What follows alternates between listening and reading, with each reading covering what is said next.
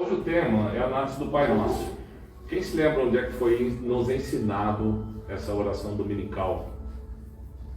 E quem é que ensinou está fácil, né? Quem nos ensinou e onde foi nos ensinado? Na Igreja Católica, foi Não, senhora. Eu fui na Igreja Católica. Jesus foi a única oração que ele nos deixou. E ele nos deixou essa oração quando ele estava no sermão da montanha, do monte. Né? Eu prefiro monte, que montanha estiver lá em cima, ninguém vai ouvir aqui embaixo. Tá? Ou da colina.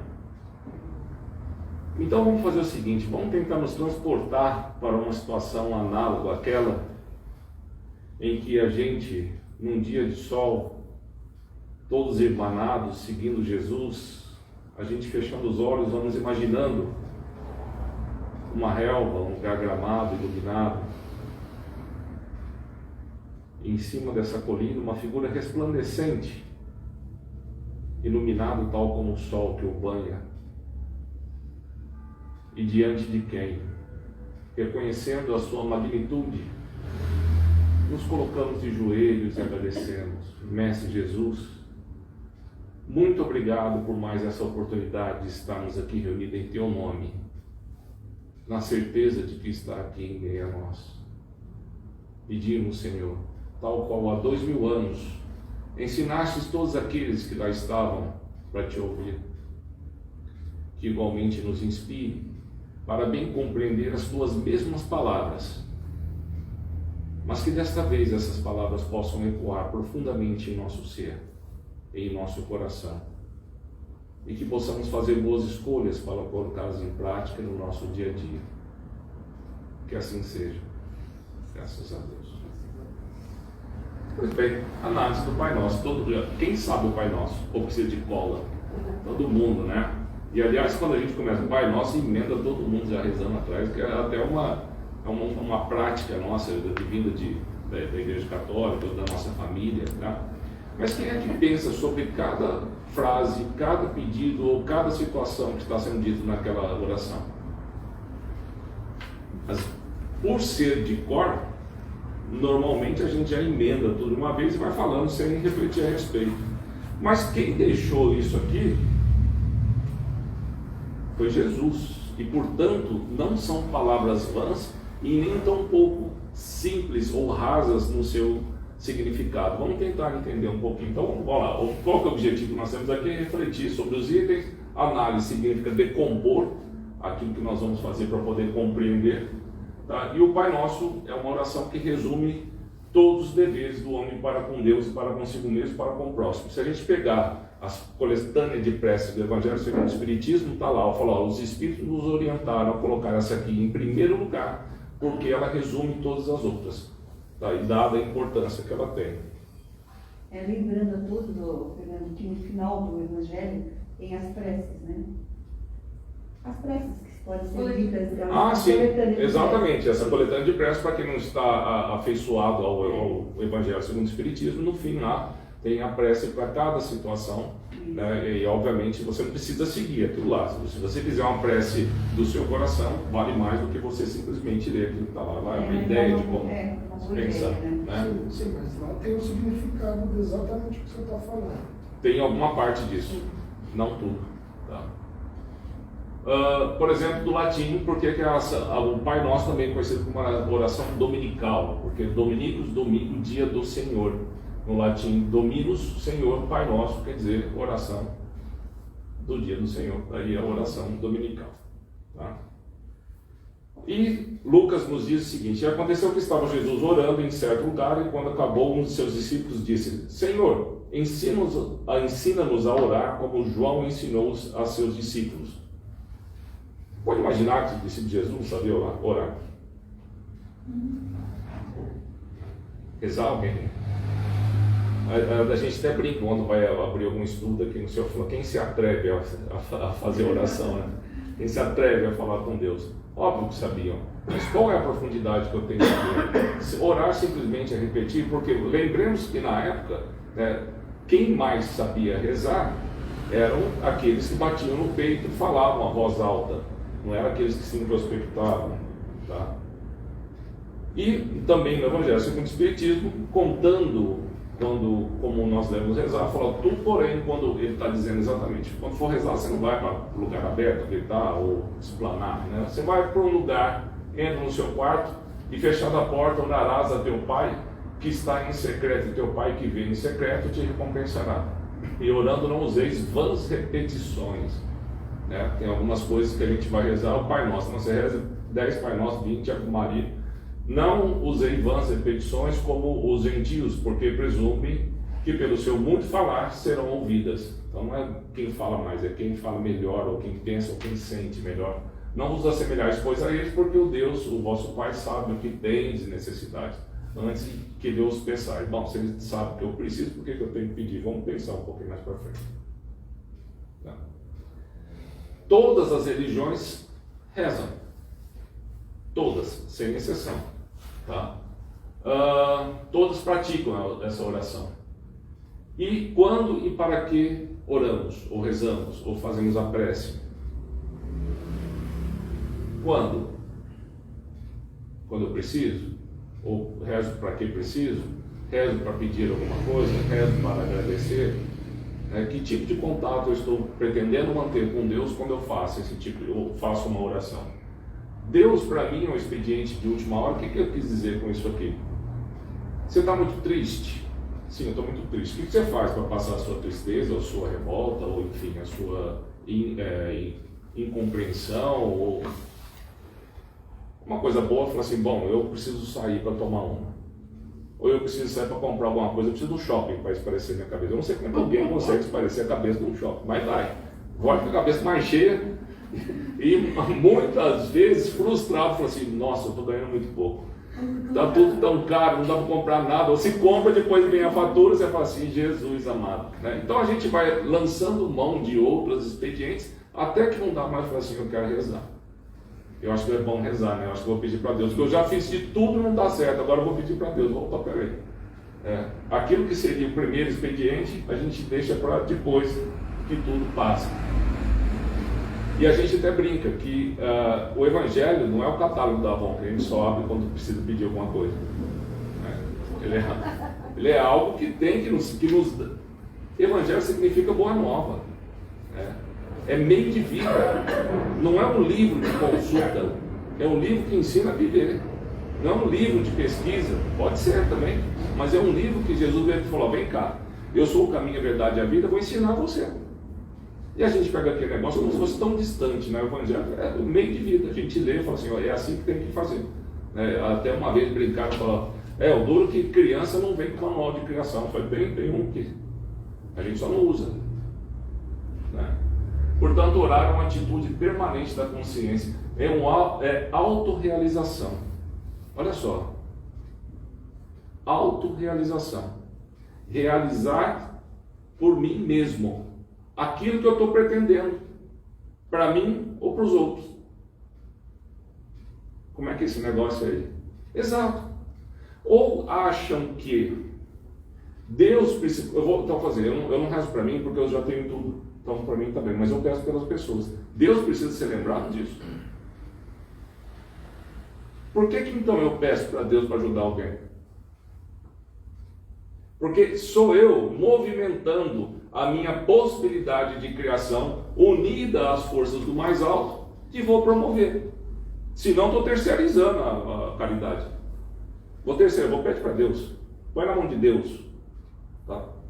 Confie. Pôr na mão de Deus quer dizer, tenha fé, confie naquilo. Mas não é simplesmente terceirizado. Falar, não, Deus vai prover. Vamos sentar aqui e ficar esperando. O esperar é de esperançar, né? Da esperança. Então vamos lá. Sabendo então que nós temos... e tem uma coisa mais bonita ainda, de que quando orar, dentro no seu quarto, né, o poeta Gilberto Gil falou o seguinte, vamos ver se dá tempo da gente chegar até o fim depois. Se eu quiser falar com Deus, tem que ficar a sós, tem que apagar a luz, tem que calar a voz, tem que encontrar a paz, tem que folgar os nós dos sapatos, da gravata, dos desejos, dos receios, tem que esquecer a data, tem que perder a conta, tem que ter mãos vazias, ter a alma e o corpo nus. Se eu quiser falar com Deus, tem que aventurar, subir aos céus sem corda para me segurar. tenho que dizer a Deus, dar as costas, caminhar, decidido pela estrada, que ao findar vai dar em nada, mas nada daquilo que ele pudesse esperar quando a gente espera, né? Claro que vai dar em tudo. Vamos lá. Como é que começa a oração do Pai Nosso? Quem lembra? Pai Nosso que estás nos céus. O que eu estou querendo dizer com isso? O que é Pai, o que é céus e por que ele tem que estar lá? Deus pode estar em algum lugar? O que é Deus? Quem já leu o livro dos Espíritos aqui? Primeira pergunta. O que é Deus? Ele não fala o que é Deus, ele fala que é Deus. Ele tira o o porque é artigo masculino definido singular. Que é Deus? Deus é inteligência suprema do universo, causa primeira de todas as coisas. Causa. Deus é, todo o resto existe. Tudo está contido em Deus, mas nada contém Deus. Então, portanto, ele não pode estar num lugar. A regra nossa de altura, largura e profundidade, esses três eixos que regem a terceira dimensão, onde nós estamos agora, não se aplicam, obviamente, para Deus. Tá? Então, vamos lá. Pai e céus não é algo palpável, é imaginável. É o próprio infinito, é o eterno. Quando dizemos conscientemente, Pai que estás nos céus, eu estou reconhecendo a presença dele em tudo. Lembra que eu disse, fala, Deus sabe daquilo que precisa. Não é verdade? Se ele sabe daquilo que eu preciso, o que eu tenho que pedir? Quem acha que tem? Jesus disse, batei e abri ser-vos-á. É eu criar a conexão. É eu criar uma vacuidade dentro de mim, apta a receber aquilo que me já é dado. Mas como assim já me é dado? Você está me faltando que me é dado. Já lhe é dada a chance de resolver. Já lhe são dados instrumentos de solução dos problemas. A gente não enxerga. Mas quando eu peço, Pai que está em tudo, e alguém, passou o dia dos pais agora, né? Alguém já falou assim, de verdade, Pai, vocativo, estou chamando, eu te amo. Pai, eu te amo, e para isso eu estou abrindo todo o meu ser, aquilo que eu sou, a sua criatura, para receber aquilo que você cria para mim, e que você está em tudo. Então Deus é o vocativo, Pai, que eu estou chamando, e ele não chama de Deus, né? Ele chama de Pai, para criar essa intimidade. E eu, de vez em quando, eu fico pensando assim, quando você chama Deus de Pai, você sente que Ele te ama? Alguém já se sentiu amado por Deus aqui? De verdade, assim, numa plenitude de falar assim, pô, mesmo que está acontecendo essa desgraceira comigo, Deus me ama. Ou às vezes fala assim, eu acho que Deus esqueceu de mim. Né? Ele me ama, pode me esquecer. Então, os céus, o universo é tudo. Céus é tudo, toda a criação. Humberto Roda, ele até define que aquilo que é criado, tá, ele chama de criador, Deus, porque ninguém pode criar Deus, e todo o resto é criatura. Ele nem chama de criador, para não misturar tamanho. Então, quando eu estou chamando o meu Pai para entrar em conexão, eu estou dizendo assim, eu quero criar uma relação com você de pai e filho, daquele abraço de quando você me pegava no colo, e eu te reconheço nessa pessoa, e aí eu sei que você me criou, pronto, e todo o resto. Santificado seja o vosso nome, tá? Nome, Yahvé, Deus, Alá, tá? Não tem lá grande importância, mas é a essência que ele representa. Então o nome é a manifestação externa da essência interna de um ser, olha só. Nome de Deus significa, por isso, a manifestação de Deus no mundo. Todo esse grandioso cosmo desdobramento ante os nossos olhos, com uma deslumbrante visibilidade da invisível essência de Deus. são também as obras da inteligência e as maravilhas espirituais do homem. É a essência. Inteligência suprema, causa primeira de todas as coisas. Santificado seja, esse é o nome, é tudo. Mas por que santificado? O que é santificado? Se tornou santo? Nas línguas antigas em que a Bíblia foi escrita, vamos lembrar que isso vem da Bíblia, santo é sinônimo de todo, inteiro, universal. Ser são é possuir inteireza material, estou são. Ser santo é ter inteireza moral. Santificar quer, pois, dizer reconhecer como inteiro, total, universal.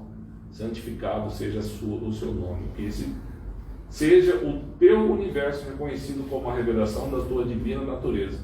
Deus é, os mundos ou qualquer outra coisa simplesmente existem. Para a gente pensar, Deus é, nós somos eternos? Sim. Sim. Nós somos infinitos? Não. Tivemos um início. Deus não. Infinito é aquele que não tem nem começo nem fim. Eterno é aquele que tem um começo e não tem fim. Nós, espíritos, somos eternos, mas não somos infinitos. O único ser infinito é Deus. Olha só o tanto de coisa que cabe dentro da oração do Pai Nosso, que passa muitas vezes desapercebido. Venha a nós o vosso reino. Pedimos que venha o reino de Deus. Nas guerras santas também pediram, não é? Até hoje, não tem isso? Vamos implantar o reino de Deus no mundo, no país. O reino de Deus não vem com observâncias. Nem se pode dizer, aqui, eis aqui, eis acolá. Jesus disse o seguinte, quando perguntar para Deus, onde é que está o reino de Deus? Onde é que está? E ele fala aqui, o quê? Você não adianta nem procurar para lá nem para cá, porque está dentro de você. Como é que eu faço para vir um reino de Deus na terra? Como é que a gente pode esperar? Já vê quando ele fala assim, porque um dia será implantado o reino de Deus na terra, ou para os espíritos haverá um mundo de provas e regeneração, aliás, há um mundo de provas e regenerações, e haverá um mundo de provas e expiações, e haverá um mundo de regeneração, onde haverá o predomínio do bem sobre o mal, e o predomínio do espírito sobre a matéria. Como é que a gente espera isso? Terceiro milênio, que a gente já ouviu falar sobre as grandes teorias que passaram por aí. Eu estou esperando acontecer. Estou esperando trazer alguém para mim e falar, você não pode melhorar isso tudo aqui para mim? Tá. Só que está dentro de mim. Agora vamos pensar o seguinte, se instala hoje o reino de Deus aqui. O reino de Deus é bondade, tá? Predominância total do bem sobre o mal, desfazimento da matéria para predominar os espíritos, as coisas verdadeiras, tá? Se chega, eu vou falar agora, amanhã vai começar. Eu tenho lugar? Então, por que eu estou querendo que feliz tem? Se eu não estou preparado. O mal geral é a somatória do mal individual. O bem geral é a somatória do bem individual. Como diz Gandhi, a gente tem que ser aquilo que a gente espera que o mundo seja. Se eu quero um mundo justo, eu tenho que ser justo. Um mundo honesto, eu tenho que ser honesto. Pacífico, eu tenho bem-aventurados pacíficos. Sou eu que tenho que começar de mim. Mas o mundo está um horror, né? Não, mas essas pessoas não sei o que lá. Pois é, para a gente começar da gente. Quando vem a nós o vosso reino, eu estou pedindo para vir um reino do qual eu não posso participar ainda. Você é louco? O que eu estou pedindo? Olha só. Então, deixa que venha. Eu falei, eu estou com um desejo para que isso aconteça dentro de mim. Jesus não quis dizer que o reino era um fenômeno social geográfico. Não é que vai. Pronto, agora é tudo nuvenzinha, todo mundo ama, né? O reino de Deus, embora potencialmente presente na alma humana, não virá se o homem não criar atmosfera propícia para seu advento, né? Pelo interesse e desejo do seu desdobramento. Basta então fazer, então como me isolar para que isso aconteça? É convivendo. A gente já disse aqui que o outro contém fragmentos necessários para a minha evolução. O meu quebra-cabeça eu não monto sozinho, eu preciso da peça que está com o outro. Como assim? As virtudes a serem desenvolvidas por mim, pelo meu esforço, pela minha dedicação, meu pensamento, eu preciso do outro. Eu preciso de paciência, de perdão, de entendimento, de tolerância, eu preciso do outro. Porque está lá a peça no quebra-cabeça. Não está na minha caixinha que eu vi. Então, isso aqui... então o que eu estava dizendo, né? O reino de Deus na Terra, muitos acham que tem que ser implantado pela força. Quantas guerras já tiveram em nome de Deus? A gente acha que Deus precisa de jagunço. Né? Não, você não fala assim da minha religião, não. Fala assim, não fala assim do meu Deus, não.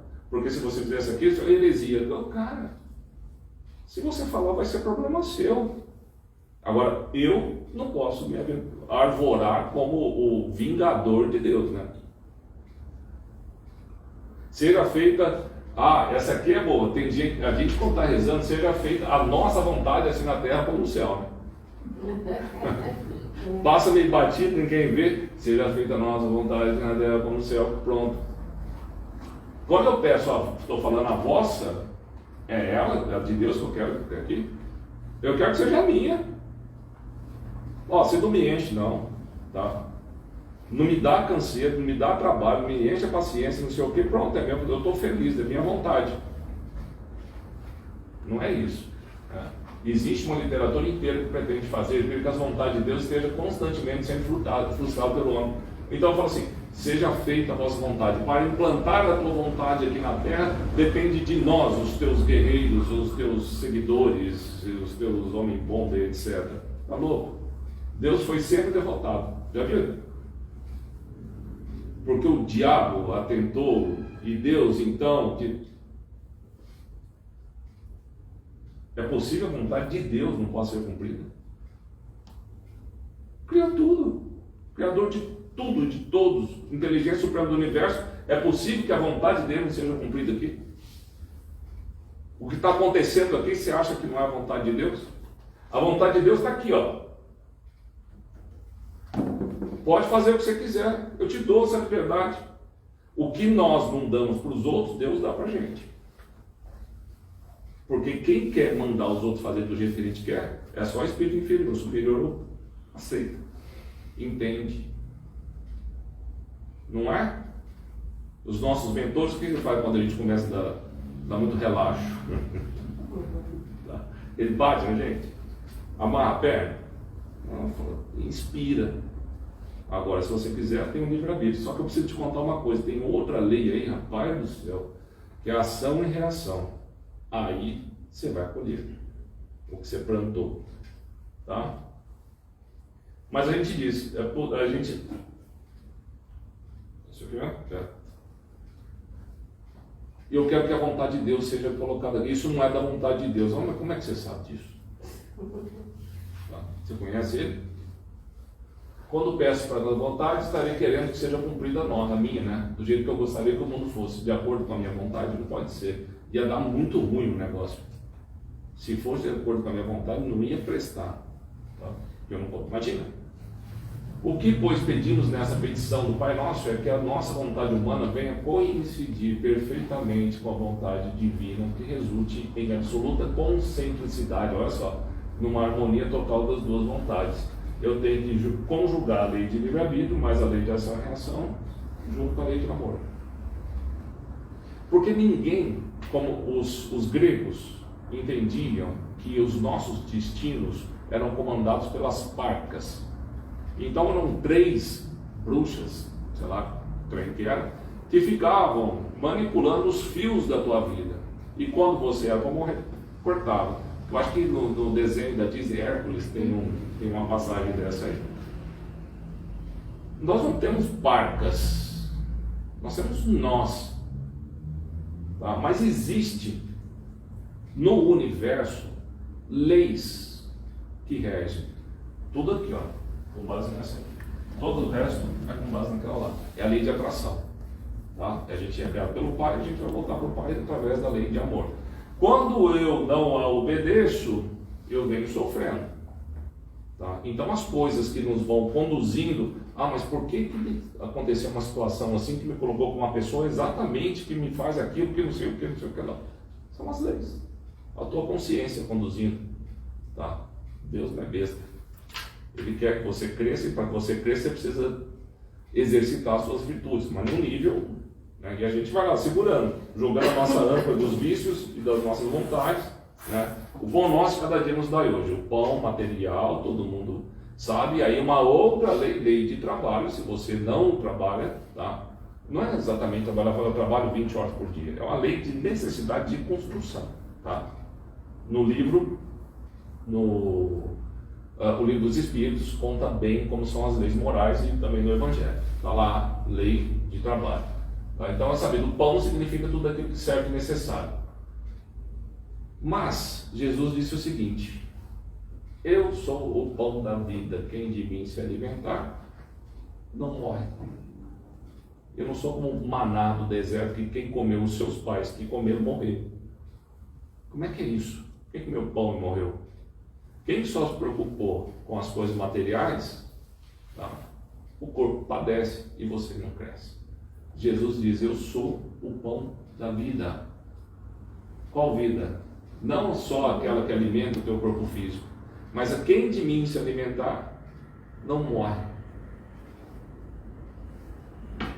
O pão nosso cada dia nos dai hoje. O pão, sim, de alimento do corpo físico, porque também no Evangelho tem uma passagem de cuidar do corpo e do espírito, tá? Pai que está no céu, dai-nos hoje sempre tudo que conforme a sua natureza humana, segundo tua concebeste desde o início, em toda a sua perfeição e pujança. Mas é esse pão, lembrando, né? Pão é um alimento milenar e era muito utilizado. Tanto é que na última ceia partilha-se o pão, né? O milagre da multiplicação do pão. E aí tem uma questão, eu sou mais afeito a pensar que ali ensinou-se a dividir mais do que se multiplicou tanto, né? Então essa é uma grande lição também de Jesus, usando as coisas do dia a dia. Pão nosso de cada dia nos dai hoje é esse pão espiritual também. Me dê o alimento da alma. Quem sente fome de espírito? Quem sente fome de crescimento? Quando eu quero dizer fome, é vontade de melhorar. Eu preciso, eu quero. Mas o que é que do que estou me alimentando para que eu possa fazer isso?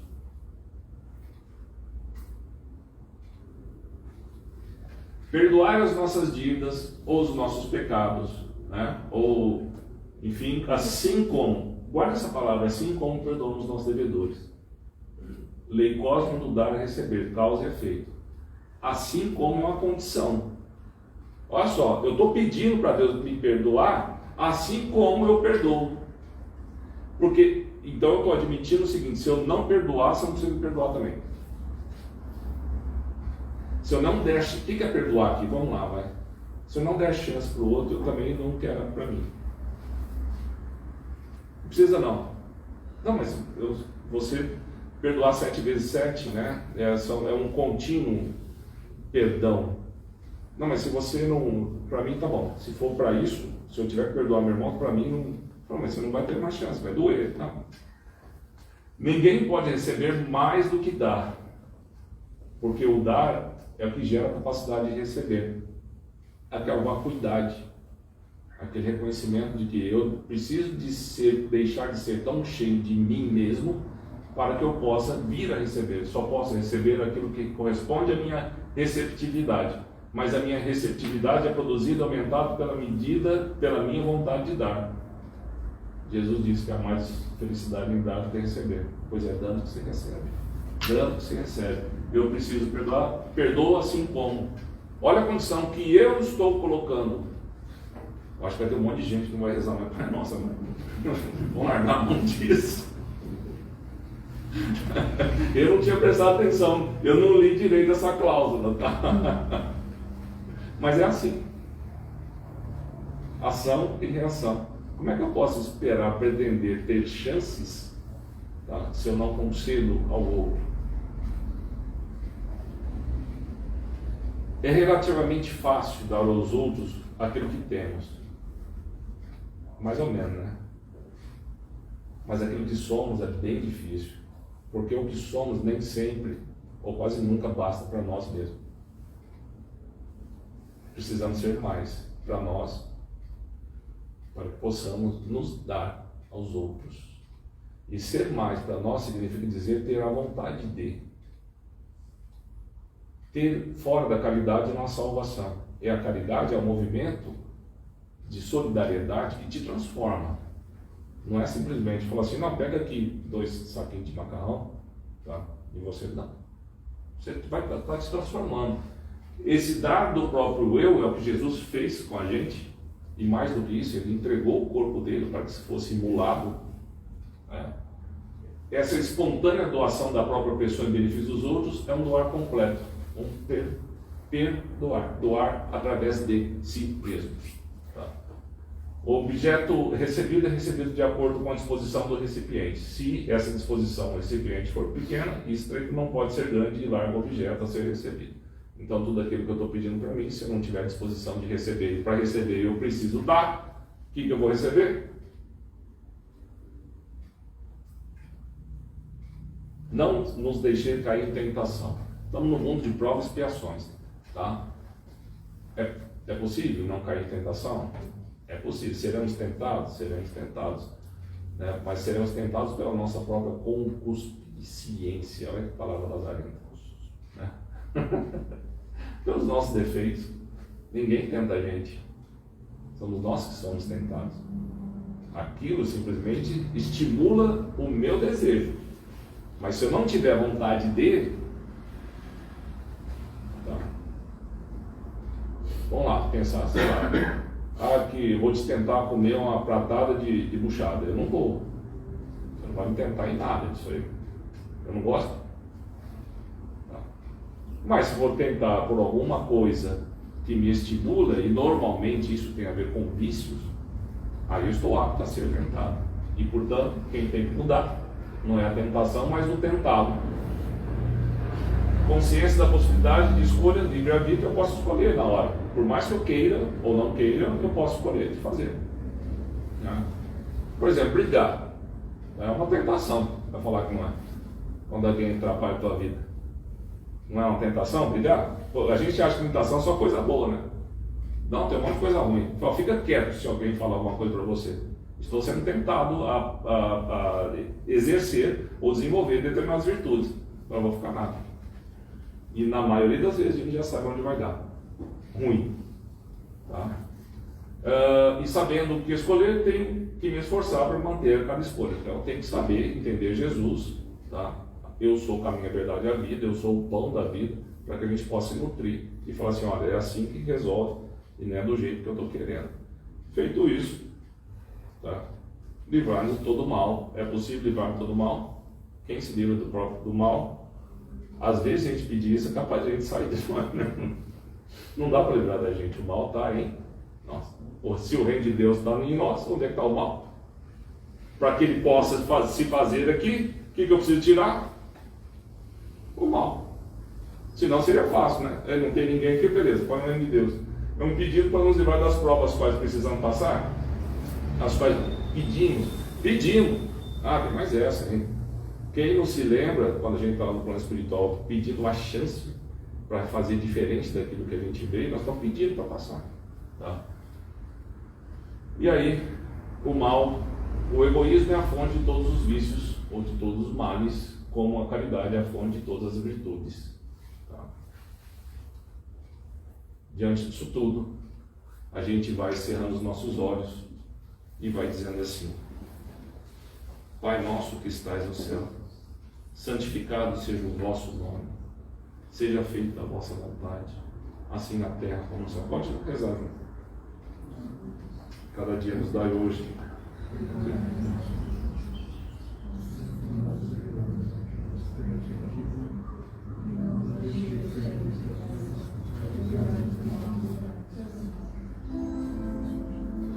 É diferente, né?